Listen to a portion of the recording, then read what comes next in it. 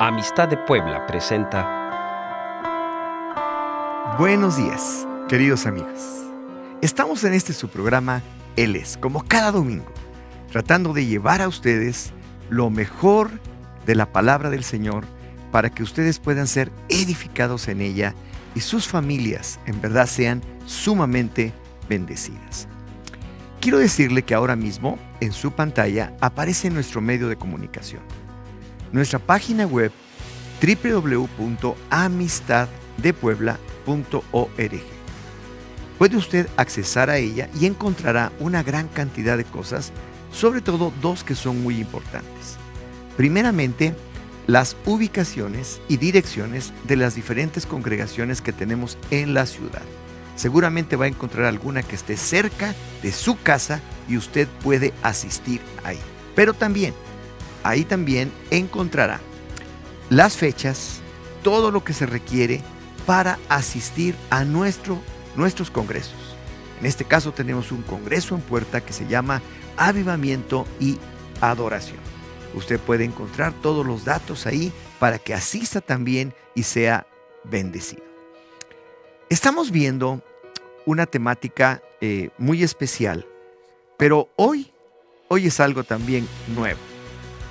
Este domingo es el domingo que empieza lo que conocemos como la Semana Santa, nuestro Domingo de Palmas o Domingo de Ramos.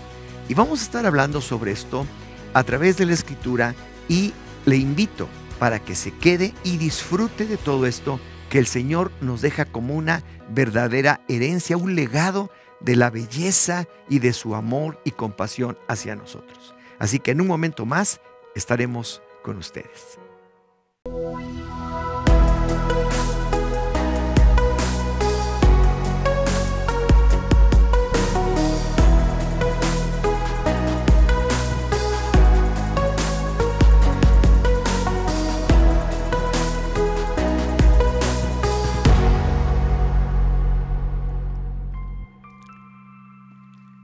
Domingo de Ramos.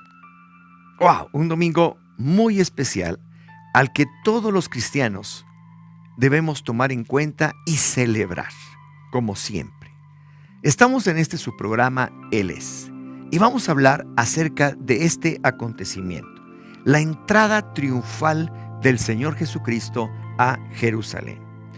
Esta semana, específicamente, es la última semana que el Señor estuvo aquí en la tierra antes de ir a la cruz. Sabemos que después resucitó y estuvo otros 40 días más. Pero antes de ir a la cruz, esta fue la semana en la que Él estuvo presente hasta su padecimiento y muerte en la cruz. Pues bien, eran los últimos días del Maestro, en los cuales se tenían que cumplir al pie de la letra todo lo que los profetas habían anunciado acerca de el Mesías, del Cristo que vendría, a través de lo que nos menciona la Escritura y que hablan acerca de él. Y esta es una de ellas. En el libro de Zacarías, en el capítulo 9, versículo 9, menciona lo siguiente: alégrate mucho, oh hija de Sión. Da voces de júbilo, oh hija de Jerusalén. He aquí, wow, me encanta eso. Tu rey viene a ti, justo y victorioso, humilde y montado sobre un asno, sobre un borriquillo, hijo de asna. La palabra del profeta Zacarías era un gran anuncio para todos nosotros. Primero menciona: alégrate mucho, oh hija de Sión. Alégrate mucho, Israel. Alégrense mucho, Israel. Esto es también para nosotros. Primeramente está diciendo, oh hija de Sión. Pero yo pienso que nosotros también ahora nos debemos alegrar en este momento por cómo se va cumpliendo en todo lo que se habló del Señor. Y alégrense mucho, pueblo de México, porque si usted vive en verdad acordándose de esto y teniendo un encuentro con el Señor, usted vivirá siempre alegre, gozoso y lleno de paz. Y luego dice, da voces de júbilo, oh hija de Jerusalén. Nos está hablando también a nosotros, den voces de júbilo. Hoy fue el día, hoy es el día en el que nosotros estamos viendo cómo el Señor entra triunfalmente en Jerusalén, como el Rey, la ciudad amada. He aquí, dice, tu Rey viene a ti, justo y victorioso. Ahora, todos entendían que la verdadera justicia trae victoria. Y esto es cierto. Si nosotros actuamos en justicia, vamos a ser personas victoriosas en las diferentes áreas de nuestra vida. Porque la justicia necesariamente produce paz y produce también alegría y produce también victoria en todo, en cualquier tipo de circunstancia. La primera característica del reino de Dios que nos menciona el apóstol Pablo es justicia. Dice en Romanos 14:17, porque el reino de Dios no es comida ni bebida, sino justicia. La primera cosa que se menciona del reino, porque de la justicia se desprende todo, paz y gozo en el Espíritu Santo. Entonces, he aquí, alégrate, porque llegó el Rey, vino Jesús, justo y victorioso, ha llegado. Yo espero que el Rey esté con usted, esté en su corazón y esté en su casa. ¿Usted se puede imaginar un país donde la justicia sea lo más importante? Yo podría decirle que me sobrarían, dedos de la mano para mencionar siquiera unos cuantos países en donde hubiera justicia. Cualquier gobernante en cualquier país que tratara de establecer una verdadera justicia, eso traería la bendición para su nación. Pero si no lo hace, entonces siempre tendremos problemas. La gente, las multitudes están esperando esto. Están esperando que haya justicia. Mire, cuánto anhelamos en México gobernantes que realmente su principal meta, independientemente en donde estén, sea trabajar justamente, sea trabajar en justicia. Porque esa justicia va a hacer que en todas las circunstancias puedan salir avantes, puedan salir adelante. Y esto es nuestra gran esperanza en México, justicia. Y ahora vamos a empezar en el Evangelio, según San Juan, en el capítulo 12, lo siguiente. Juan 12, versículo 12. Al día siguiente, cuando oyó que Jesús venía a Jerusalén, la multitud, la gran multitud que había venido a la fiesta, tomó ramas de palmera y salió a recibirlo y lo aclamaba a gritos. ¡Wow! Me encanta, lo aclamaba a gritos. ¡Hosana! Bendito el que viene en el nombre del Señor, el Rey de Israel. Habiendo encontrado Jesús un borriquillo, montó sobre él, como está escrito: no temas, hija de Sión, he aquí tu rey viene, sentado sobre una cría de asna. Lo que acabamos de leer en Zacarías 9:9. Humilde y montado sobre un asno, sobre un borriquillo, hijo de asna, dijo el profeta. Jesús había resucitado a Lázaro, que fue el evento anterior.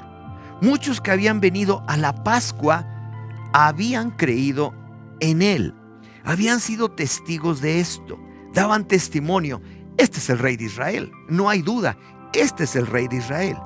Y entonces, una más de las características que tiene este Rey que ha llegado a la tierra es humildad. Porque aunado a todo lo que ya hemos hablado, ahora hay humildad en el Señor. Y Cuando todo esto se conjuga en una persona, se puede imaginar lo que sucedería si todo esto se pusiera en práctica primeramente en el gobierno de nuestro hogar, de nuestra casa, de nuestra sociedad y de nuestro país. Seríamos totalmente diferentes. Así que, pues vamos a ir a un breve corte y en un momento estaremos con ustedes.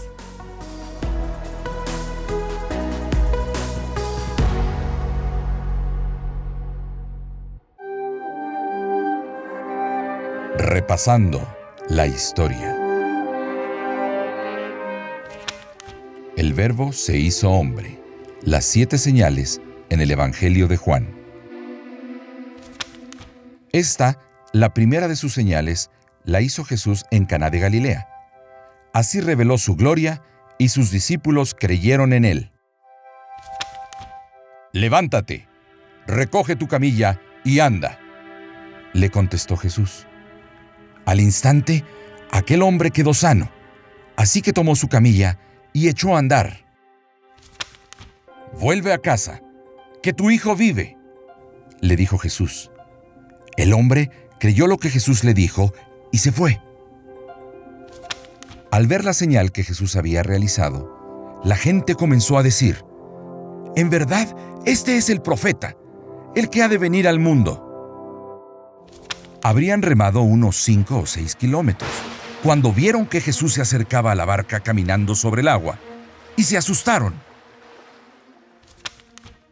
Entonces Jesús dijo: «Yo he venido a este mundo para juzgarlo, para que los ciegos vean y los que ven se queden ciegos».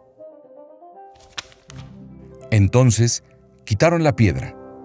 Jesús, alzando la vista, dijo: «Padre, te doy gracias porque me has escuchado. Ya sabía yo que siempre me escuchas, pero lo dije por la gente que está aquí presente, para que crean que tú me enviaste». Repasando la historia.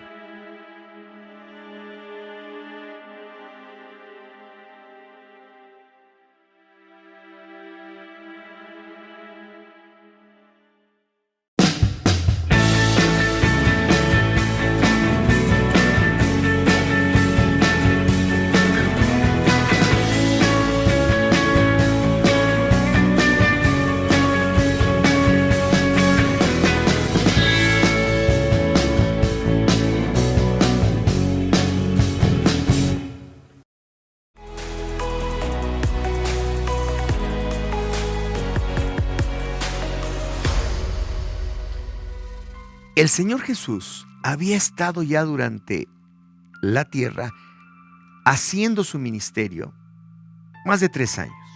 Algunos dicen 3 años y medio. Está bien. Pero llega este momento y todo el mundo pensaba que Él había venido, sobre todo aquellos que habían creído en Él, que había venido solamente para los judíos. Todo se había tratado del pueblo judío. Todo se había tratado del pueblo de Israel en todo lo que se había hecho. Pero sucede que no. Aparentemente había venido a los suyos, a los que eran de su pueblo, a los judíos. Pero el siguiente episodio que vamos a narrar y que está aquí en el Evangelio según San Juan, nos muestra que vino a todos los pueblos, a todas las naciones. Y esto es lo extraordinario para nosotros, que Él no solamente vino para salvar al pueblo de Israel, sino para salvar a toda la humanidad caída. Y esta es una realidad. Unos griegos, dice aquí, buscan a Jesús. Juan, capítulo 12, en el versículo número 20, dice: había ciertos griegos, gentiles, entre los que habían subido a adorar en la fiesta. Ellos se acercaron a Felipe, que era de Betsaida, de Galilea, ese sí judío, y le rogaron diciendo: Señor, quisiéramos ver a Jesús. Felipe fue y se lo dijo a Andrés, Andrés y Felipe se lo dijeron a Jesús, y así sucedió todo esto. Aquí lo importante es lo que mencionan estas personas. Quisiéramos ver a Jesús. Y entonces nos damos cuenta que el Señor Jesús, a partir de ese momento, muestra al mundo que no vino solamente a los judíos, sino a todas las etnias, a todos los pueblos. Y entonces Jesús le respondió diciendo, versículo 23, ha llegado, al anuncio ha llegado la hora para que el Hijo del Hombre sea glorificado. Cuando los primeros gentiles, no judíos, se dieron cuenta de lo que estaba pasando, ellos mismos se aseguraron de poder llegar a Jesús. Mire, eso mismo es lo que debe suceder con nosotros los mexicanos. Asegurarnos, darnos cuenta que es importante llegar a Jesús y que usted pueda decir, yo quiero ver a Jesús. Lo acaban de ver resucitar a Lázaro, está hablando palabras increíbles. Yo quiero estar con Él. Se habían encontrado con el Rey y con el Salvador del mundo. Entonces, ¿de qué se trata? Ellos mismos se dieron cuenta de que no se trataba del templo, ni de la religión, ni de pertenecer a una religión o pertenecer a algo. No, se trata de encontrarse con Jesús. Porque si usted se encuentra con Él, no será el mismo. Usted quedará cautivado por su belleza, por el amor y misericordia, por la compasión que emanan de Él. Todos necesitamos tener un encuentro con Jesús. Aquí empieza realmente lo que podemos decir el anuncio importante de la salvación para todo el mundo. Él habló al pueblo judío, pero también todo lo que habló es para nosotros, que no somos judíos, pero que también queremos ver a Jesús. Y quiero decirle, el próximo mes, en abril, tenemos un congreso extraordinario. Congreso de avivamiento y adoración. 19, 20 y 21 de abril. ¿Y qué es lo importante en esto? No solamente las conferencias, los oradores invitados, todo lo que va a suceder durante este tiempo maravilloso, sino lo importante es que va a haber talleres específicamente para los padres de familia y para los hijos, para los niños, porque lo que se desea es que se establezca un altar de adoración en casa. Esto es, un devocional entre padres e hijos dirigiéndose hacia el Señor. Así que yo le pido que preste atención a estos videos y se dará cuenta de lo que se trata. Y después seguiremos con ustedes en el último tramo de este mensaje. Tú eres el instrumento y el Padre quiere escuchar el mejor sonido que sale dentro de ti. Que tu espíritu de revelación descienda sobre toda esta convocatoria y abra nuestros ojos. El verdadero adorador se convierte en un verdadero discípulo de Jesús. La adoración tiene todo que ver con ver y oír en el espíritu. Una vida sin distracciones, sin distraerse de su propósito. Hay sueños despertando. Porque el poder de Dios sale de quien somos en Él, no de lo que hacemos para hacer.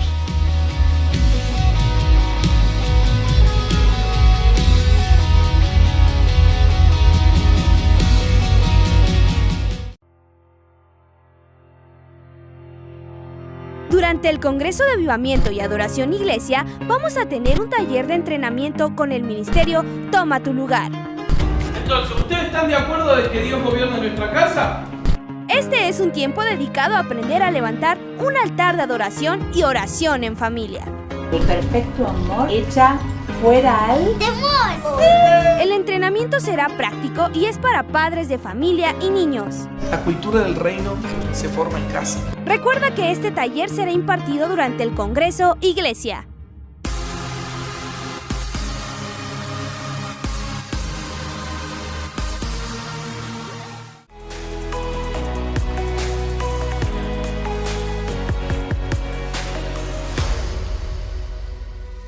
Pues habiendo ya establecido todo lo que acabamos de narrar, ahora Jesús nos está dejando una enseñanza a todos, ahora sí, a todos, completamente a todos, ya no solo a judíos, sino a todos los hombres. Y él lo está narrando en Juan 12, en el versículo 24. Entonces, dice así: de cierto les digo, que a menos que el grano de trigo caiga en la tierra y muera, queda solo. Pero si muere, lleva mucho fruto. Esta escritura es algo muy importante para nosotros, porque está mencionando algo muy importante. Está hablando acerca de Él mismo. El grano de trigo tiene que caer a tierra para que ahí muera y al morir empiece a germinar y produzca una planta, y esa planta crezca y dé fruto. Este es el ejemplo que está poniendo él. Pero él se está refiriendo prácticamente a él mismo. A él mismo.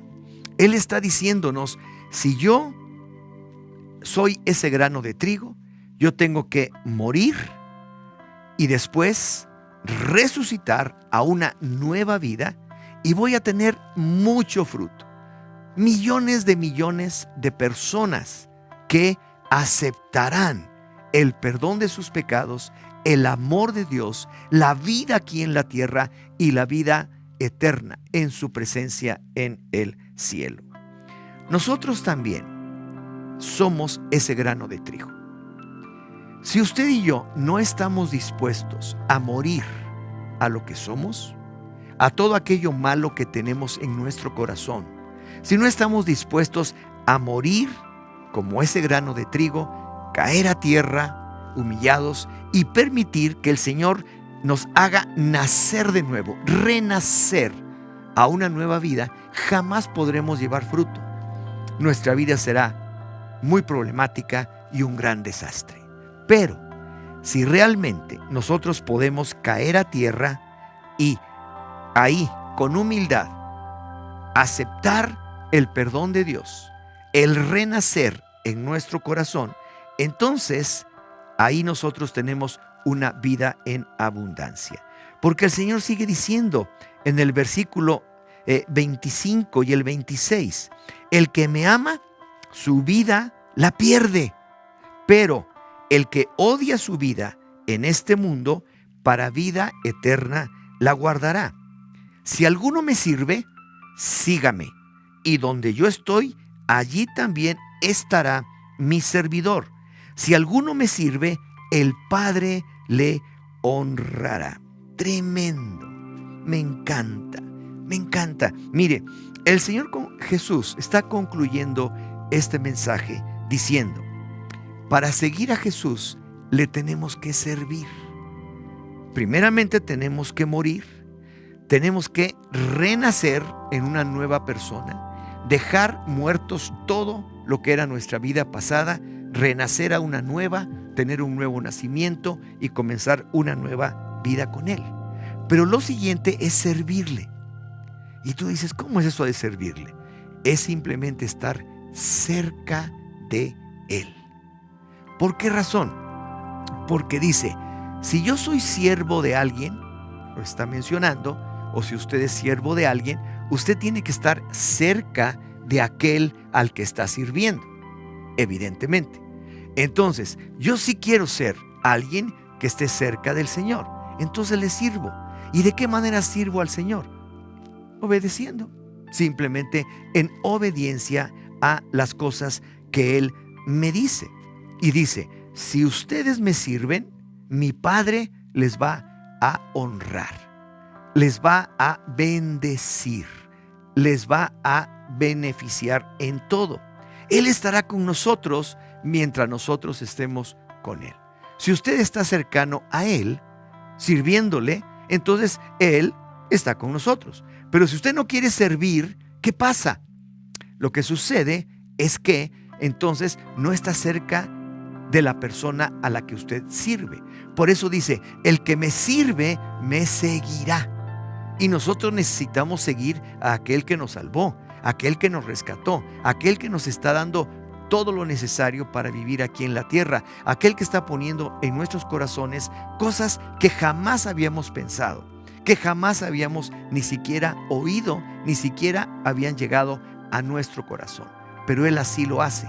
Entonces, aquí es muy bueno que podamos aprender en este día tan hermoso, en donde el Señor Jesús entra a Jerusalén con todas estas características que ya mencionamos, características que son muy propias y solamente de Él, pero que nosotros también podemos adoptar y tratar de seguirlas. ¿Por qué razón? Porque dice que el reino de Dios no consiste en comida y bebida, sino en justicia, paz y gozo en el Espíritu Santo. Y esto es el reino de Dios. La pregunta, ¿cómo se entra a Él? Muy bien, dejando que el grano de trigo de nuestra vida caiga a tierra, muera, germine, produzca una planta hermosa, y esa planta hermosa esté produciendo fruto, en donde de él pueden comer su familia, pueden comer sus hijos, puede ser una persona de bendición en donde quiera que usted vaya.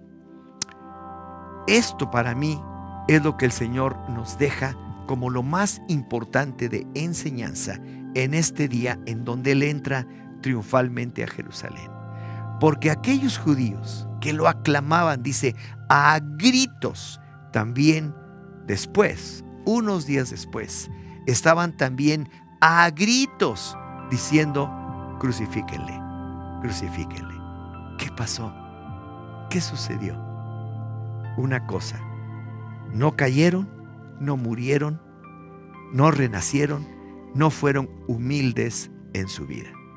Pero todos aquellos que le recibieron, que son como un grano de trigo que cae y muere a su antigua vida y vive en el renacer de Jesús, seguirá adelante con Él, sirviéndole y cerca de aquel a quien sirve. Que este domingo sea así para todos ustedes y que el Señor les bendiga. La próxima semana, no se lo pierda el próximo programa, porque vamos a estar en ese domingo extraordinario de resurrección. Que el Señor les bendiga, tengan una semana preciosa. La próxima semana estaremos